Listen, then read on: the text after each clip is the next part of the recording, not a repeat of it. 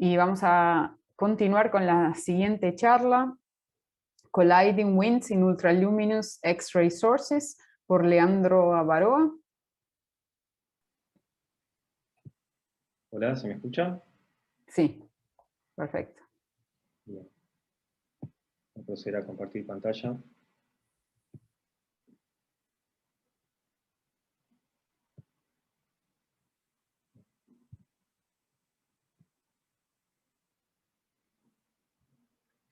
Bueno, buenas tardes a todos. Muchas gracias, María Victoria, por la presentación.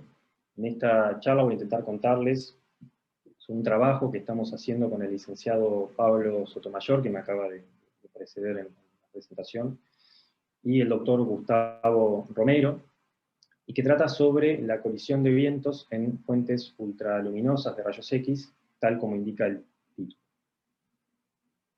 Entonces, para contextualizar este trabajo, primero podemos pensar en los sistemas binarios estelares, sistemas en los cuales tenemos dos estrellas, las estrellas expulsan vientos, y estos vientos interactúan entre sí. Estos sistemas han sido estudiados, han sido observados y han sido modelizados, entre otros por De Becker, por Del Palacio y colaboradores, por Romero y Benaglia, por Pitard y Romero. Entonces la pregunta que nos hacemos es si existe un escenario astrofísico análogo al que acabo de mencionar, en el cual se produzca una colisión de vientos, pero donde uno de los objetos no sea una estrella, sino que sea un objeto compacto, en particular un agujero negro. O de manera más resumida, ¿puede existir una colisión de vientos en fuentes ultraluminosas de rayos X? Entonces la pregunta subsiguiente es, ¿qué es una fuente ultraluminosa de rayos X? Si prestamos atención a esta ilustración, podemos ver un sistema binario en el cual una estrella y un agujero negro están ligados gravitacionalmente.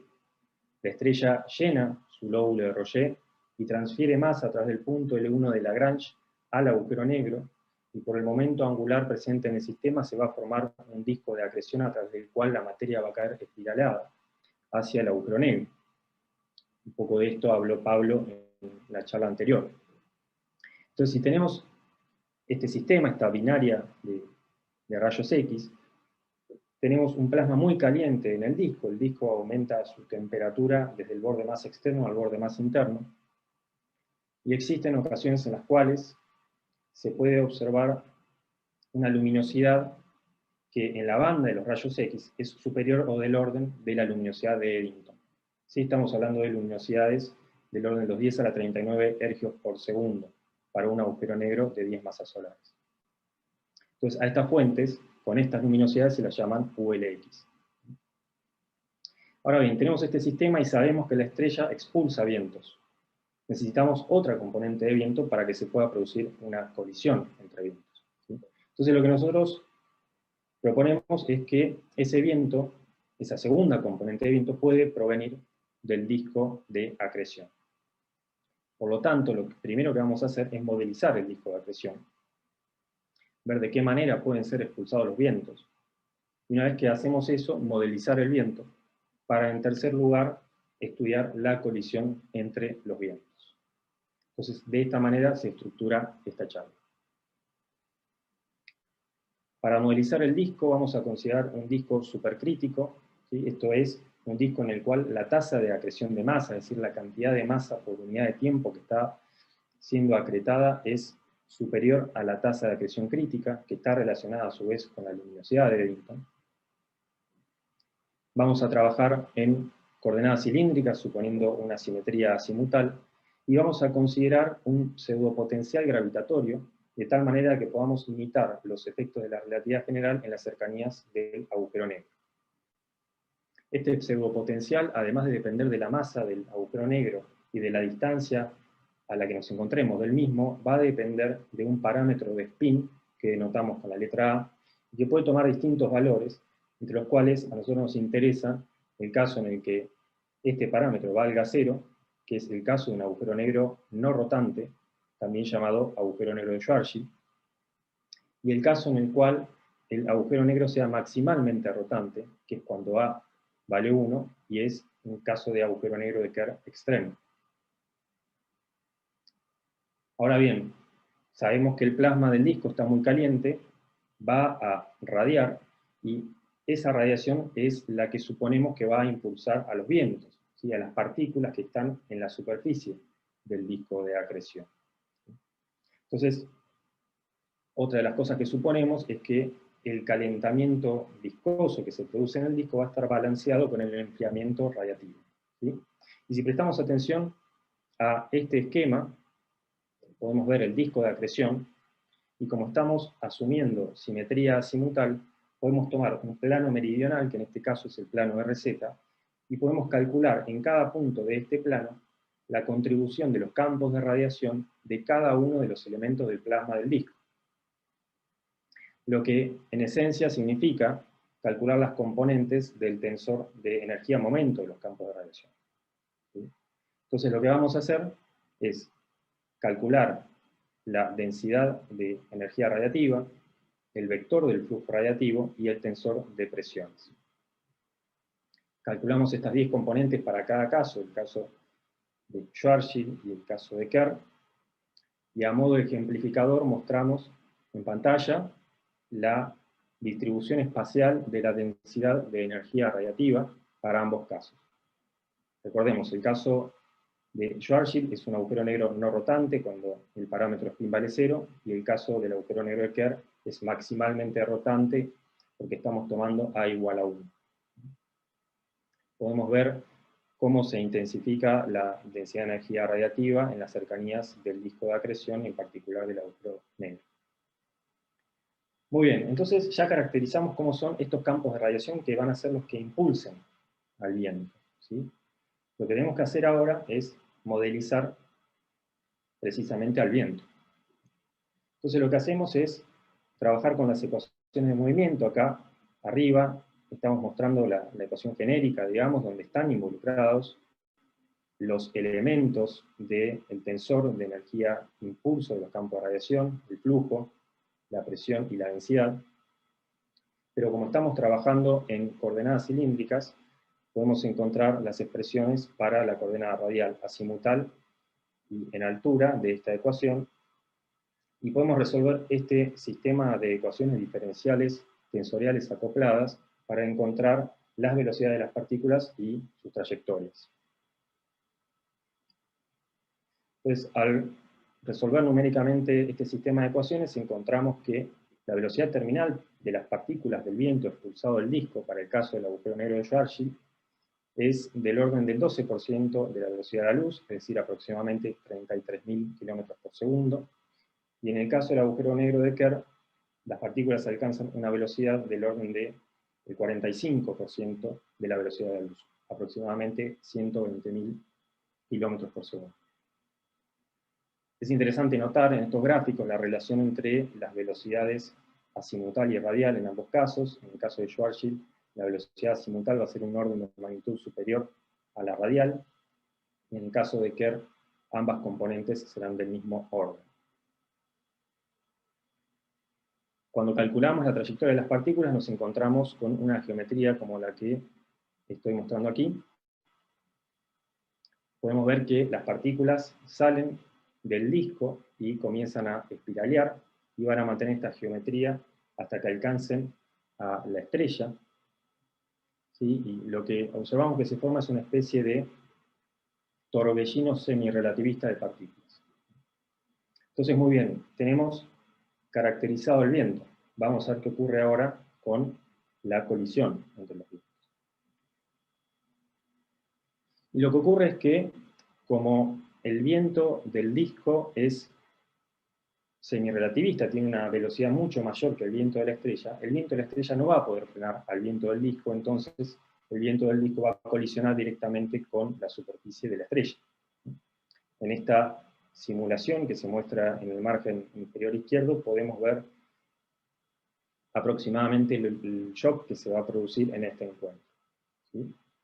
Se va a producir, en ambos casos, shocks reversos, y si prestamos atención a estos esquemas de la derecha, y vemos al sistema en el plano X, y lo vemos desde arriba, podemos ver que la dirección del shock, en el caso del agujero negro de Schwarzschild, es perpendicular al semieje orbital, mientras que en el caso de Kerr, como las velocidades radial y azimutal del viento son comparables, el shock va a tener una dirección que va a tener un cierto ángulo con el semieje orbital. Entonces, lo que vamos a hacer a continuación es estudiar estos shocks. ¿Qué ocurre en esos shocks? Y lo vamos a hacer para un sistema que se llama ULX-CGX-1, que se encuentra en la galaxia de Circinus. Es una fuente ultraluminosa que está a 4.2 megaparsec de distancia, que tiene un periodo orbital muy bajo de 7 horas, que tiene un semieje orbital de prácticamente 6 rayos solares, donde la estrella Wolf-Rayet tiene un diámetro de 6 rayos solares, es decir, un radio de 3 rayos solares, por lo cual el sistema es muy cerrado. Y si estudiamos la interacción de los vientos, podemos calcular la ganancia y la pérdida de energía de las partículas. Estamos mostrando el caso del agujero negro de Schwarzschild para los protones abajo y para los electrones arriba. En el caso de los electrones podemos ver que se logran enfriar mediante inverse Compton y sincrotrón y alcanzan energías del orden de los 100 gigaelectronvoltios. En el caso de los protones podemos ver que escapan de la región de aceleración sin llegar a enfriarse mediante ningún mecanismo, alcanzando energías del orden de los 100 teraelectronvoltios. Esto es para partículas que tienen una velocidad de 33.000 km por segundo aproximadamente. Repetimos los cálculos para el caso del agujero negro de Kerr, y la situación es similar.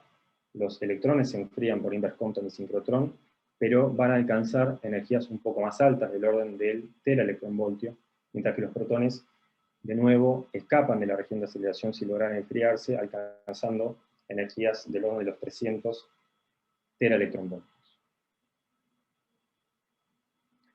Resolvemos la ecuación de transporte y encontramos la distribución de partículas, y por otro lado encontramos la distribución espectral de energía considerando ambos casos de Kerr y de Schwarzschild, y las contribuciones inverse Compton y sincrotrón. Ahora bien, esta emisión va a verse atenuada por la aniquilación fotón-fotón, producto del campo de radiación de la estrella.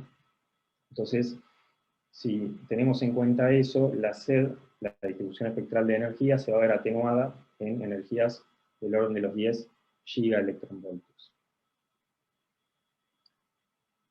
Finalmente, si tenemos en cuenta las contribuciones térmicas en este sistema, me refiero al viento en el sistema de referencia del observador, a la estrella y al disco, podemos obtener la distribución espectral de energía total, que es la curva negra que se ve en pantalla para ambos casos, de Schwarzschild y de Kerr.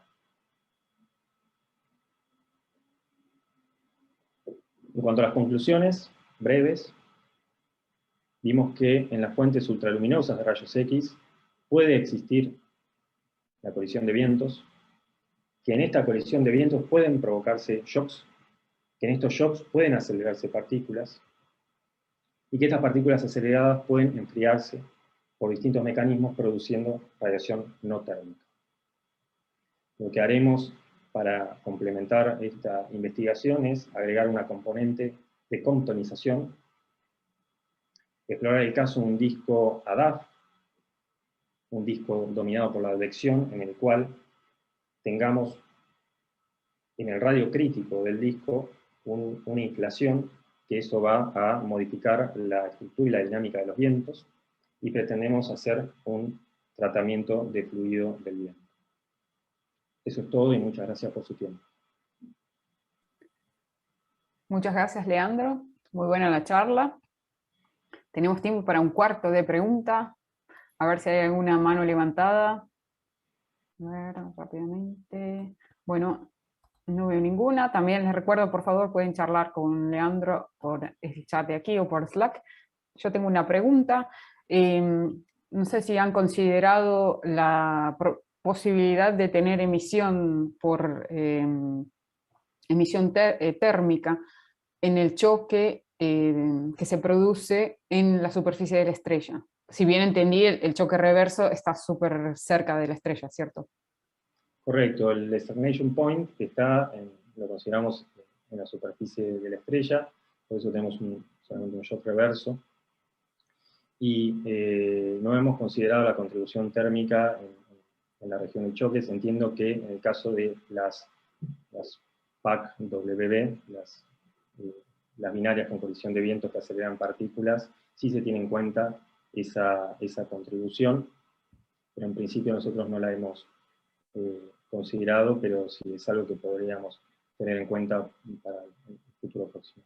Sí, porque seguramente vas a tener emisión en X, no conozco muy bien los detalles, tal vez sea importante, tal vez te sirvan para sumar una componente en el inverse Compton. Es probable, sí. Bueno, entonces, muchas gracias, Leandro.